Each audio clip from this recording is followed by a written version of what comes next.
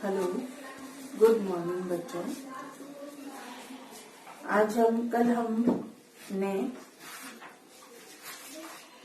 स्वामी आनंद के बारे में पढ़ा, जो हमारे लेसन शुक्र तारे के समान पाठ के लेखक है। उनकी हमने जीवनी पढ़ी और उन्होंने किस तरह से महादेव भाई देसाई के बारे में बताया, उनके अंदर कितनी सरलता और सज्जनता, निष्ठा, समर्पण की भावना, लगन और किसी प्रकार का अभिमान न होने को दर्शाया है। तो अब हम इस पाठ से उसको समझेंगे कि लेखक ने कहाँ तक सही बताया है। तो हम पाठ शुरू करेंगे। पेज नंबर 70 निकाल लीजिए। इस वर्ष का शुक्र तारे के समान। आकाश के तारों में शुक्र की कोई जोड़ नहीं। शुक्र चंद्र का साथी माना गया है।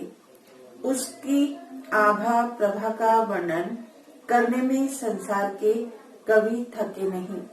फिर भी नक्षत्र मंडल में कलगी रूप इस तेजस्वी तारे को दुनिया या एन शाम के समय बड़े सवेरे घंटे 2 घंटे से अधिक देख नहीं पाती।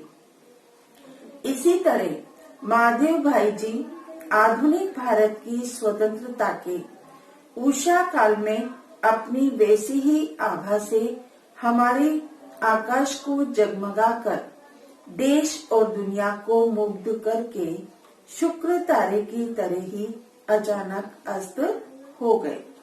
यानी महादेव भाई के बारे में यहाँ बताया है कि वे आधुनिक भारत की स्वतंत्रता और उषा काल में अपनी वैसी ही आभा को उन्होंने आकाश में जगमगाकर क्या किया है और आकाश में जगमगाया है और सभी दुनिया को मुग्ध करके कैसे लुप्त हो गए, शुक्र तारे के समान।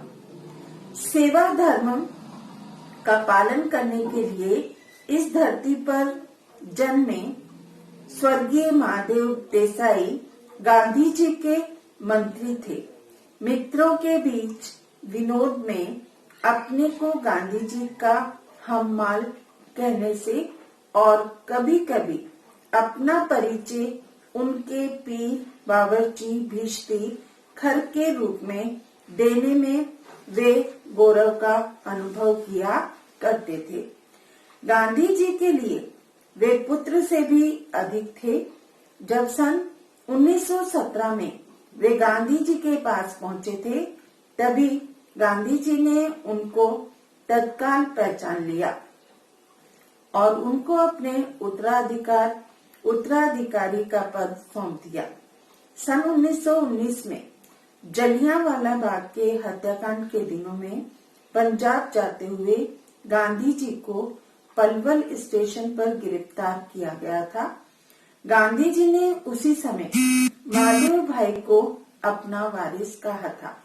सन 1929 में महादेव भाई आसेतु हिमाचल देश के चारों कोनों में समूचे देश के दुलारे बन चुके थे। इसी बीच पंजाब में फौजी शासन के कारण जो कहर बरसाया गया था, उसका ब्यौरा रोज रोज आने लगा। पंजाब के अधिकतर नेताओं को गिरफ्तार करके फौजी कानून के तहत जन्म कैद की सजाएं देकर काला पानी भेज दिया गया।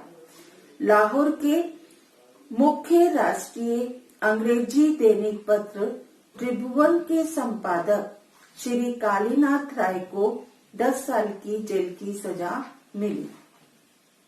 तो यहाँ पर गांधी जी के सामने जुल्मों और अत्याचारों की कहानियां पेश करने के लिए आने वाले पीड़ितों के दल गामदेवी के मणिभवन पर उमड़ते रहते थे। महादेव उनकी बातों को संक्षिप्त टिप्पणियां तैयार करके उनको गांधी जी के सामने पेश करते थे। यानी जो भी आता था उनको संक्षिप्त उनकी बातों को पूरा सुनते थे और संक्षिप्त रूप में लिखकर वो गांधी जी के सामने पेश करते थे और आने वालों के साथ उनकी रूबरू मुलाकातें भी करवाते थे, यानी आमने सामने बातचीत करवाते थे।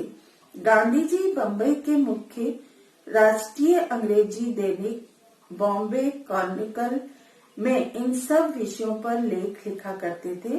क्रॉनिकल में जगह की तंगी बनी रहती थी। तो आज हम इतना ही पढ़ेंगे, बाकी आगे पढ़ेंगे।